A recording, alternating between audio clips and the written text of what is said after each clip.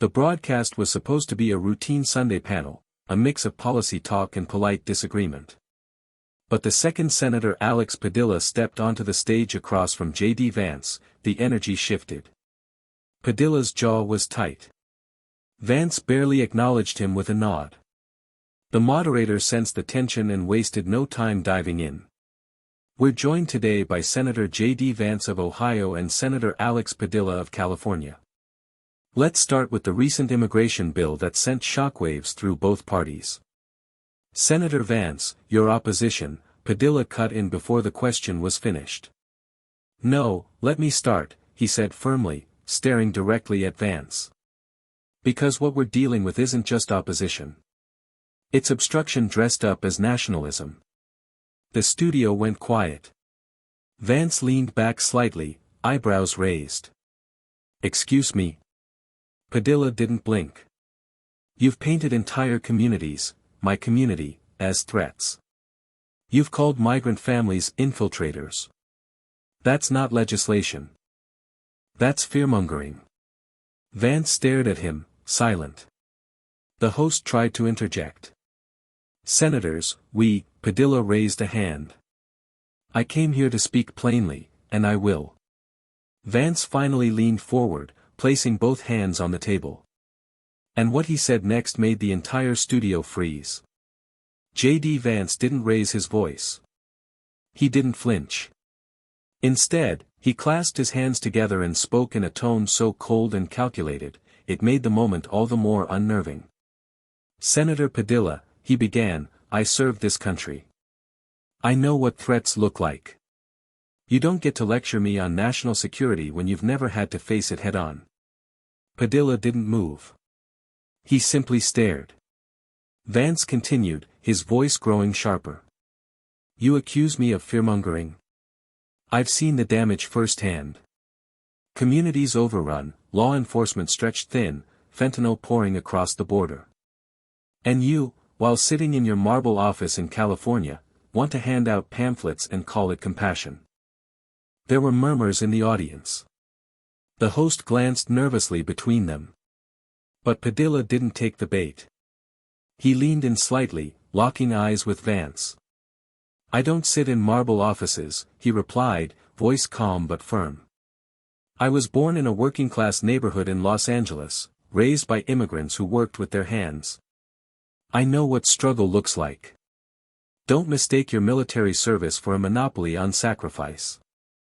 That landed hard. Vance shifted in his seat, clearly not expecting Padilla to go there. And then Padilla said something that turned the temperature in the room to ice. You want to talk about security? Let's talk about the billionaire donors funding your campaign while rural towns collapse. Let's talk about who you really serve. A pin could have dropped in that studio.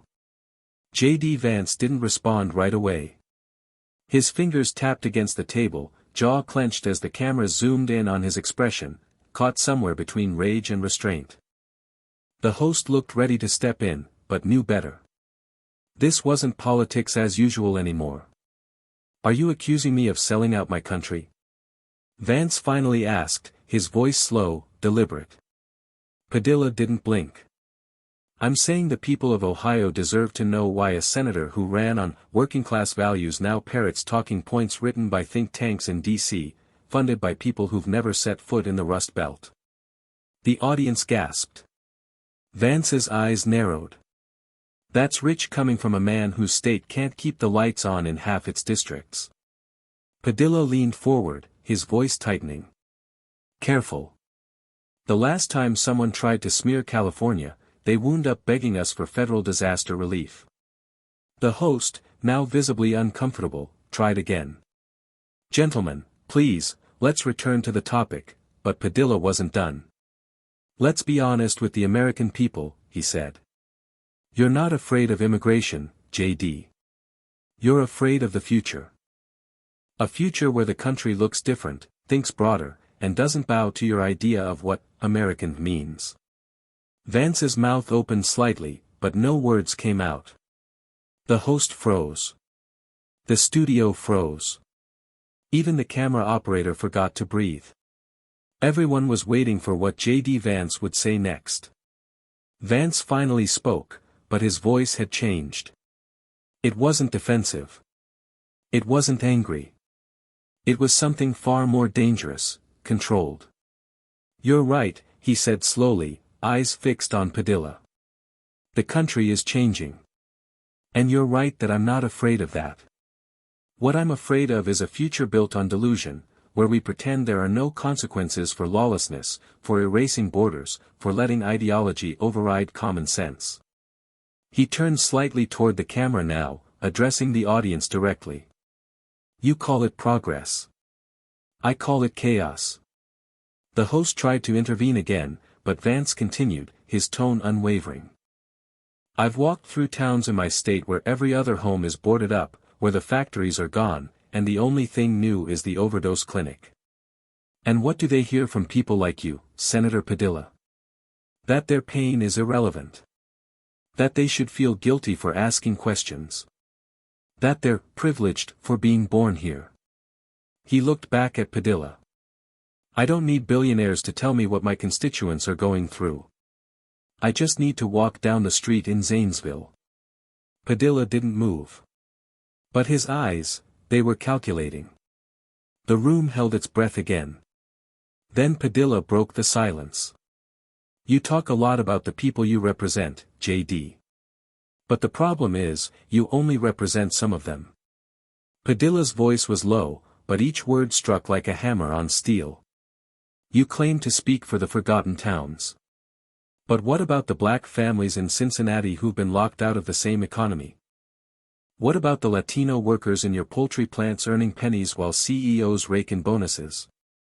What about the single mothers in Dayton who don't see a future for their kids, not because of immigration, but because you voted against the childcare support they needed?" The audience erupted in quiet murmurs again. Padilla sat back in his chair slightly. "You want to talk about lawlessness? Let's talk about lawmakers who vote down veterans' healthcare, but find time to block student loan relief. That's lawlessness with a necktie." Vance sat frozen. He wasn't used to being called out, not like this, and not from someone who knew the numbers. "You want common sense?" Padilla went on. "Common sense is recognizing that this country was built by immigrants, yours and mine. Common sense is building a system that works for everyone, not just the loudest voices in one region. And common sense is knowing that scapegoating brown families won't bring those factories back." Even the host looked stunned. Vance opened his mouth to speak, but no words came. It was as if he'd walked into the debate thinking he was playing chess. But Padilla had brought a blowtorch. For a long few seconds, J.D. Vance just stared at Padilla, his jaw clenched, his posture rigid, but his confidence clearly shaken. The silence was thick. The host dared not cut in. Then Vance finally spoke, quieter this time. "You're a good speaker, Alex. I'll give you that. But speeches don't fix communities." Padilla smiled, just slightly. "Neither does fear." Vance leaned forward. "What you call fear, I call reality.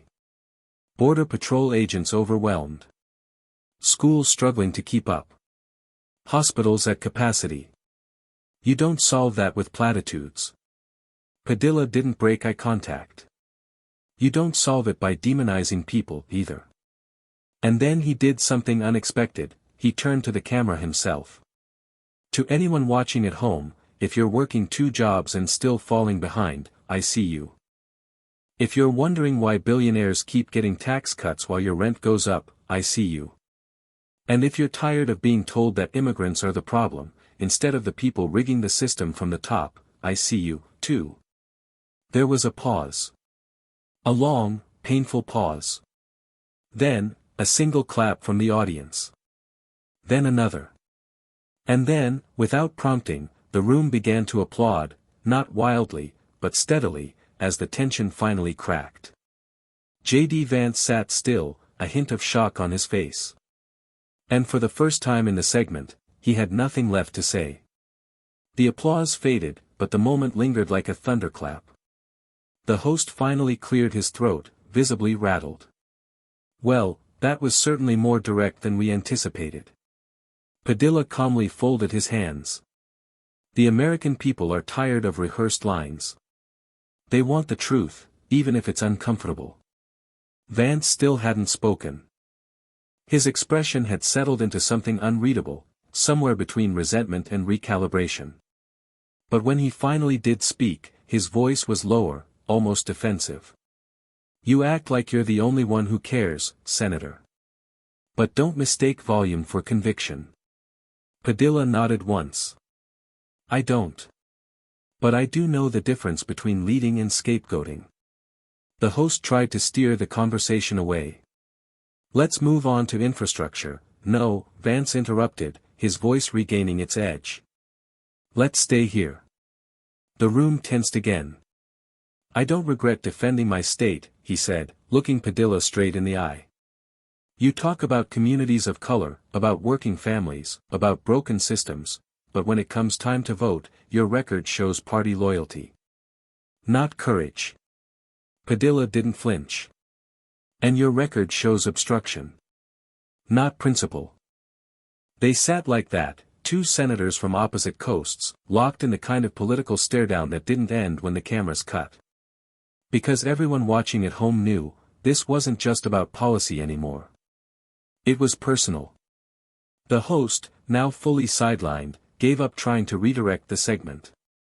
The broadcast had taken on a life of its own, raw, unscripted, and electric. Padilla broke the silence first. I didn't come here to play the game, J.D. I came here because people are tired of senators who treat pain like political currency. Who hold up legislation, then go back to their states and pretend they care. Vance scoffed. You're accusing me of political theater, while delivering a TED Talk in the middle of a live debate. Padilla tilted his head. Call it what you want. But at least I'm not hiding behind soundbites fed to me by consultants. A murmur ran through the studio again. Vance's face reddened, just slightly. You know what, Alex? Keep grandstanding. Keep pretending your party hasn't overseen some of the worst income inequality in a generation. But don't come for me like you're the only one fighting for working people. Padilla's voice turned icy. I don't pretend my party is perfect. But I don't vote to gut healthcare, slash school funding, or block veterans aid either. So let's talk about who's really showing up, and who's just showing off. The host glanced at the producers. They were giving him the signal to keep it rolling. The segment, originally slated for 10 minutes, was now 27 and counting, trending online in real time. And still, neither man blinked. Because this wasn't just a TV moment anymore. It was a political reckoning, and the nation was watching. As the cameras rolled, the chat on the network's live stream exploded. Viewers from across the country were posting in all caps. Some cheered for Vance, others backed Padilla, but no one could look away. This wasn't the polished back-and-forth voters were used to. This was two senators tearing off the mask of civility and putting every unspoken tension on display. Padilla leaned in again, voice steady but sharp. You say you're standing up for the working class, then you vote against raising the minimum wage. You claim to care about security, then vote against background checks. You can't keep pretending your rhetoric and your record line up. Vance fired back instantly. You think raising wages fixes everything? You ever talk to a small business owner trying to keep their doors open in a town with no traffic? No customers? No future? I have, Padilla replied without hesitation. And they tell me the same thing your constituents tell you, that no one listens, and that Washington talks big while delivering small. That's why I'm here, not to throw stones, but to challenge all of us to do better. Vance shook his head. Sounds like another polished speech from a guy who's been insulated by the same system he claims to fight.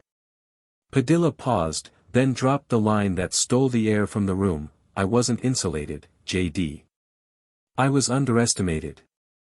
Just like every single person this system steps over until they finally stand up. Vance leaned back. No comeback. Just silence. And that silence said everything. The moderator's voice finally returned, cautious, almost whispered. "We're nearing the end of our segment. Final thoughts?" Padilla didn't wait for permission. "My final thought," he said, still facing Vance.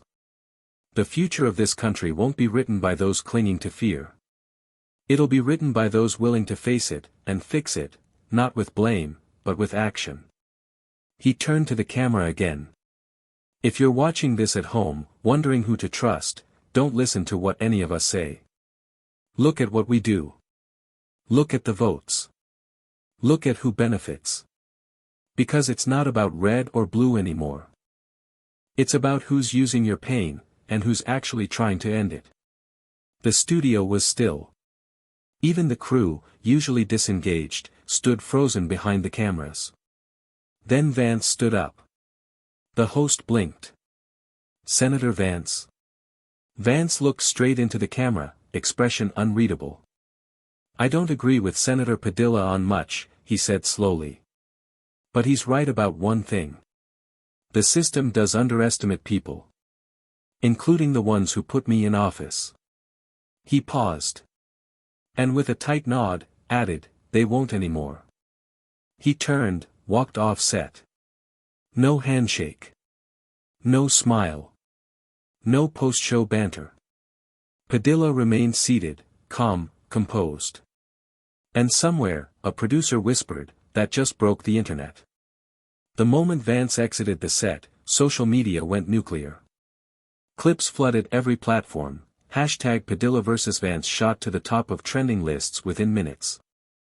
News anchors scrambled to adjust evening segments. Pundits were already calling it the most explosive political exchange of the year. Backstage, Padilla quietly removed his mic. A staffer rushed over, eyes wide. "Senator, you just lit a fire." Padilla gave a small nod. "Good. Maybe now they'll finally feel the heat." Meanwhile, Vance had already ducked into a private corridor, flanked by aides, one of them holding up a phone with live reactions. "You're being called out for walking off," one aide said. "Some say you couldn't handle it." Vance stopped, eyes locked on the screen. Then, almost to himself, "No. I handled it. I just realized I wasn't the loudest man in the room." That admission, quiet, but rare, stunned his staff into silence. Across the aisle, Padilla was already being invited to 3 national interviews. Voters were flooding phone lines, not just in California, but in places like Ohio, Pennsylvania, and Arizona. People weren't just watching. They were talking. And for the first time in a long while, a political showdown had become something bigger than left versus right. It had become a referendum on courage. By nightfall, the confrontation between Alex Padilla and J.D. Vance had reached every screen in America. Clips were dissected by anchors. Opinion pieces flooded in from every outlet. One headline read, "Not a debate, a demolition."